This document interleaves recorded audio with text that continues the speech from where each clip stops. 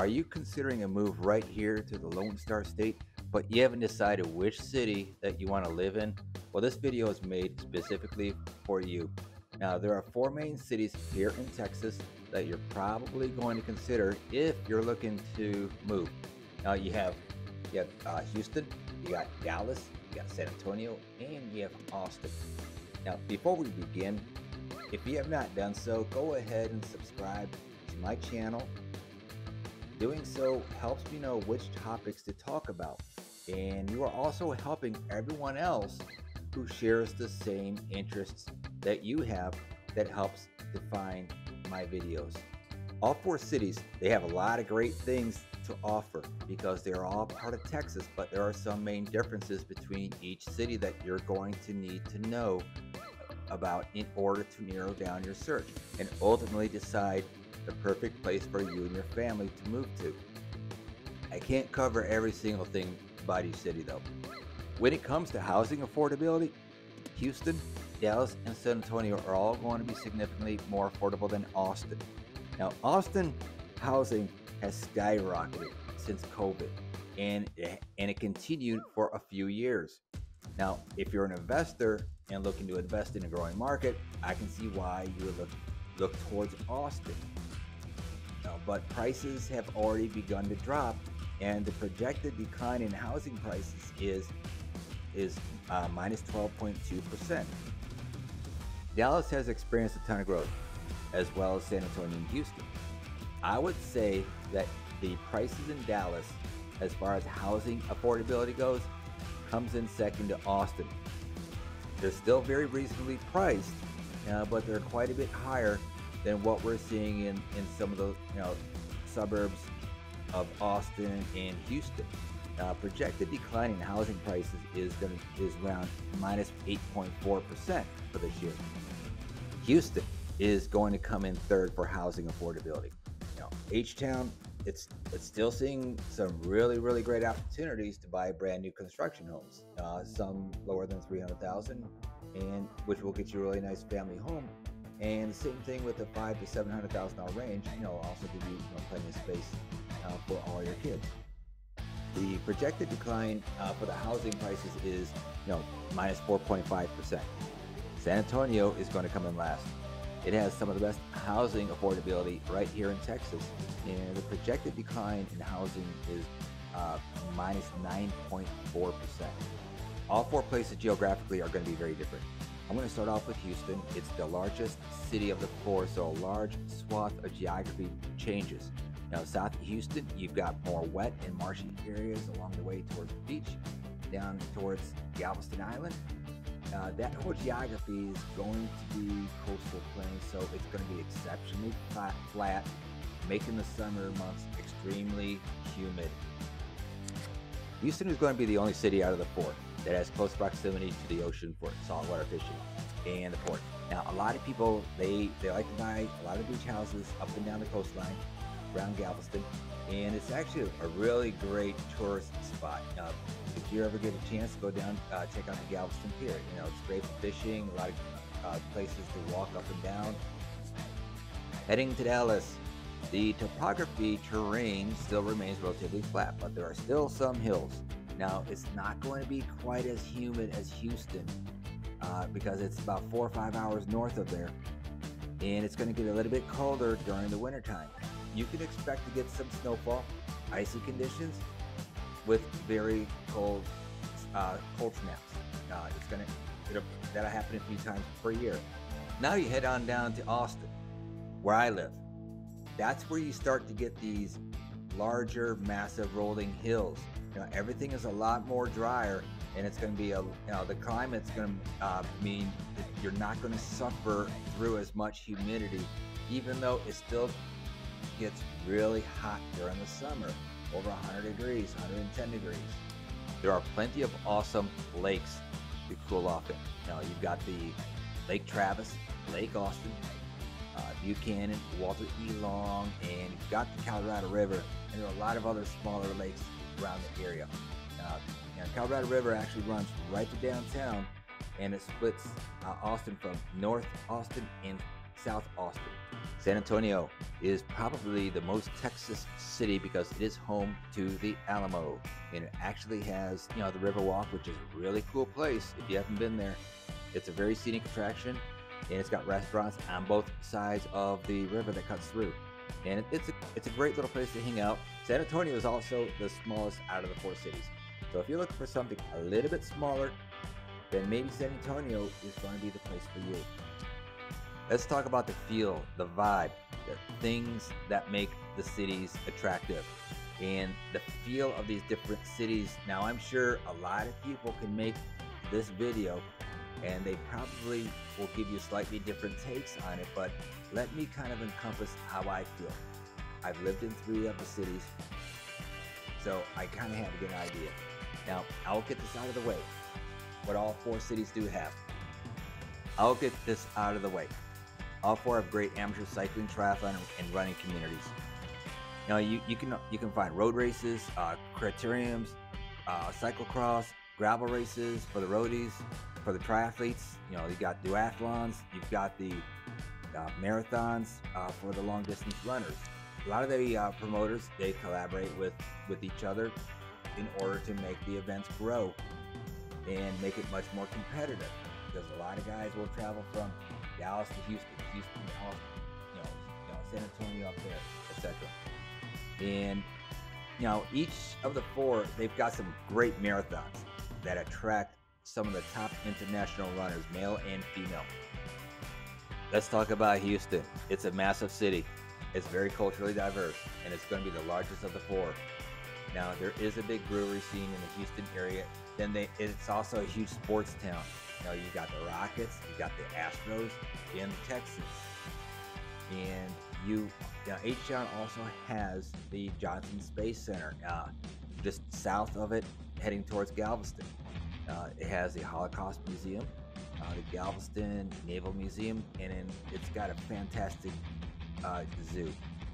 Huge announcement: dry dock tours in late February is the Battleship Texas at the Gulf Cooper Dry Dock and Rig Repair. I'm going to have a link at the bottom for you guys to take a look at so you can get all the information needed. Let's continue on and go with Dallas. I've lived there for 8 years, and one of the things I did like about Dallas is the suburb where I live, which is south of Dallas. Now, Dallas has expanded tremendously since I last lived there in 2016. Just in the past 10 years or so, you started to see the towns north of Dallas, like Frisco and Allen, just explode. And when I first moved down in 2007, I was renting. I looked for a place to move to. I liked Frisco. It's like, okay, now I'm getting deployed and I come back from overseas and done with the military. I'm going to check out Frisco and I'm going to buy a home. I come back, the place exploded. Didn't recognize it. I bought a house in Red Oak, Texas, which is just south of Interstate 20, and it's a great location. You got Waxahachie, you've got Midlothian, great open country, rural areas as well, and you still have access to the city just north. Dallas offers a lot of great activities and entertainment, but I'm just going to mention a few. There are plenty of museums, such as the Perot Museum of Nature and Science, Dallas Arboretum. You got the 6th floor Museum of Dealey Plaza, the annual Texas State Fair, the UT-OU Red River rivalry at the Cotton Bowl. And there's a cool place that I used to enjoy hanging out, which was the Deep Ellum area. It's got a cool little nightlife, a lot of concert venues, and I saw 311 there. I've seen since the 90s. Dallas. Now the traffic and the roads can be quite congested in the Metroplex, and notably the 30 between Dallas and Fort Worth and the 635. Now, if you live south of downtown Dallas and close to Interstate 20 and work in Fort Worth, you got it made. That's where I lived. Not a whole lot of traffic, not a lot of backup. Now, if you live further north, then you have to take 30 or 635. Good luck crossing over. It's so congested. Let's talk about Austin. Austin has gotten very crowded these past 6 years, and only do you have the higher housing prices, but you also feel like it's a lot more congested. The infrastructure in Austin just doesn't quite hold up to the infrastructure that Houston and Dallas currently have to offer, because those two towns have been bigger for a longer period of time, and I just don't think with the influx, the Austin was prepared for it. The Mopac spin and the that was way over budget, and we also have the 183, which is being worked on. It seems like it's going forever. We'll see when that ends. Now, Austin has a lot of catching up to do, and at its current growth rate, I don't know exactly how it's going to do that now. It's really hard to argue whether Austin has the best vibe out of all these cities. San Antonio is a little bit sleepier than the other three. However, Austin still is the coolest. Now, Austin has the art, food, local music scene, and all the bars to go out to, but it probably has the closest thing that you'll find to the Wild Wild West along 6th Street and Rainey. And it's made national news. And Austin does have the Broken Spoke, Martin Spring Pool, the Texas Military Forces Museum. You've got the Willie Nelson statues. You got South Congress, which is really cool. I kind of like the UT off-campus area. It's got the real college vibe that I've always enjoyed. And there's just a lot of things to do in Austin. You also have the Austin City Limits, a huge music festival, and which includes every spring you have the South by Southwest Music Festival, which goes in March. Along the Colorado River, you got Zilker Park. That's got a huge playground for your kids. And across from there is the Austin Try Shop, and probably the best barbecue that you're going to find in all of Austin area, Black's Barbecue. Expect to wait in a line. Now, the Colorado River runs through the city, and north of the river is North Austin, or the techie side, and south of Austin is the hipster or the granola crowd. Austin has had a massive influx of people moving in from California and along the Pacific Northwest area, but primarily California, and the overall feel of the city has changed dramatically, even since I've been down here, because of the tech boom and all the newer people that it brought. And you've got a ton of young professionals coming in from other states, so you've really lost that local touch that you really used to make Austin really cool. Give San Antonio a ton of credit.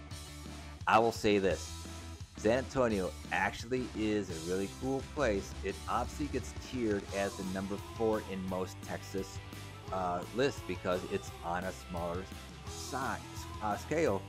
But I've got friends that live down there, and I frequently travel to San Antonio as well. It's got a good vibe. I like it. And now compared to the other three, San Antonio is pretty affordable with the cost of living, and there's still great job opportunities. They got some really large companies that operate out of there, including the headquarters of HEB. And HEB store is Texas. They help with natural disasters. They are there on the scene before even the first responders, I swear. Compared to the other three cities, San Antonio is pretty affordable with the cost of living, and there's still great job opportunities. They've got some really large companies that operate out there, including HEB, which is synonymous with Texas. Now, it's headquartered there. You got JB San Antonio, Joint Base San Antonio, the Fort Sam Houston, Lackland, and Randolph Air Base. And you also have USAA Insurance headquartered in San Antonio. And some of the cool things to do outside of San Antonio nearby is in Poteet, Texas. They hold the Poteet Strawberry Festival, and this year it's going to be held from April 12th to the 14th. I'll have a link at the bottom as well. Now, you can't forget the Alamo. Got to check it out. Same thing with Six Flags, McNaid Art Museum, and SeaWorld. Industry jobs. Now, when we're talking about jobs, there's going to be different industries based in the different cities. So Houston is going to be known for its oil and gas, and it's also being known for some larger tech companies too. And Dallas is going to be more of a higher tech, along with defense, financial services, and there are many oil and gas companies. How do I know? I worked oil and gas for 12 years before I went into real estate, and I worked both DFW and Houston. Houston has the Energy Corridor, which I know know too well, and it hosts the annual Winter and Summer Nape Expos in the Convention Center near the Minute Maid Park where the Astros play. Austin is going to be your high-tech software industries with many startup companies here. And you got the tech companies, they've relocated to Austin. Samsung, they're opening a huge, gigantic location up in Taylor, Texas. If you're going into oil gas, you got to decide between DFW and Houston. Both places are great, depending on what you do. And now, if you're going into finance, there's a chance you'll go to Dallas. And if you're in tech, there's a chance you go to Austin. Now, then San Antonio just has some different business opportunities for you there as well. Now, let's talk about the climate.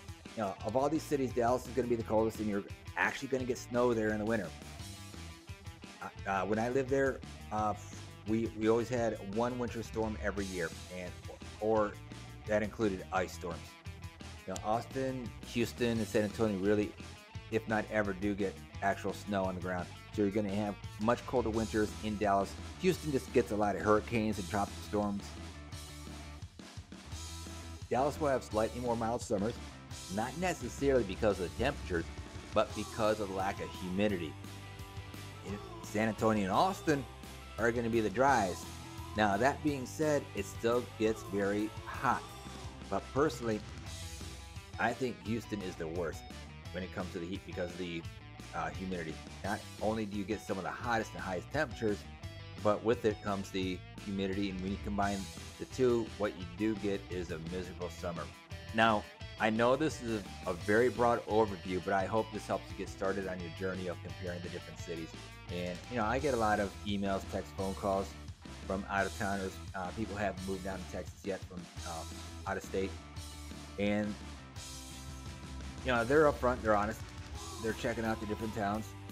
And if you haven't chosen Austin, hey, that's fine. I just want you to find a town that is suitable for your lifestyle, for your family, for your career.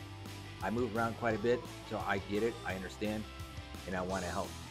So that being said, I do these videos for people like you who are looking to potentially move here to Bastrop, Austin area. So if that's you, don't be shy. Give me a call, email, send a text, whatever. And that way I can help ask the right questions to ultimately narrow down, and see if this area is the right fit for you.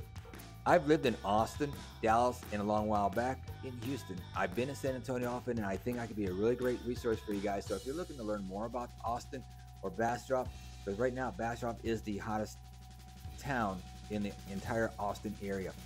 Now, be sure to subscribe right now to my channel, as I'm going to be covering additional towns. Now, check out my other videos if you're looking to explore Bastrop and Austin area. I'm going to be adding more with each passing week.